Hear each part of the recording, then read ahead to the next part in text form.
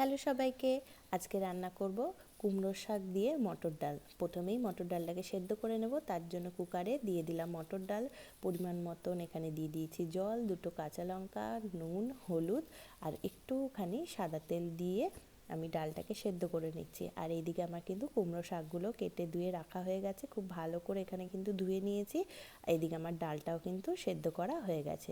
তো চলো এবার একটা কড়াইতে জল গরম করে নিয়ে তার মধ্যে দিয়ে দিলাম এই কুমড়ো শাকগুলো, একটু সামান্য পরিমাণে নুন দিয়ে নিলাম, দিয়ে একটুখানি এটাকে আমি ভাপিয়ে নেব।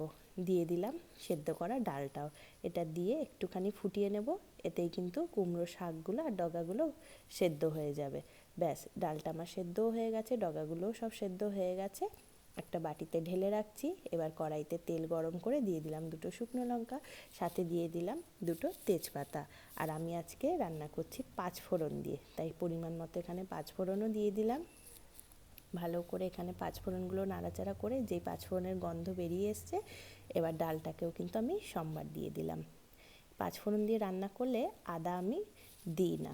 যারা জিরে বা কালো জিরে দিয়ে রান্না করবে তারা অবশ্যই একটুখানি আদা থেতো করে দিয়ে দেবে, গন্ধটা আরও সুন্দর আসবে। এদিকে আমার কিন্তু রান্না হয়ে গেছে, পরিমাণ মতো একটুখানি চিনি দিয়ে দিয়েছি। আর এই ডালটা না একটু মিষ্টি মিষ্টি হলে বেশি খেতে ভালো লাগে। ডগাগুলো কিন্তু খুব সুন্দর করে সেদ্ধ হয়ে গেছে, ডাল আমার কমপ্লিট। তোমরা কে কে এইভাবে ডাল রান্না করে খাও অবশ্যই কিন্তু আমাকে কমেন্ট করে জানাতে ভুলো না। আর ভিডিওটা ভালো লাগলে অবশ্যই লাইক, কমেন্ট, শেয়ার করো। ইউটিউব থেকে দেখলে সাবস্ক্রাইব করো।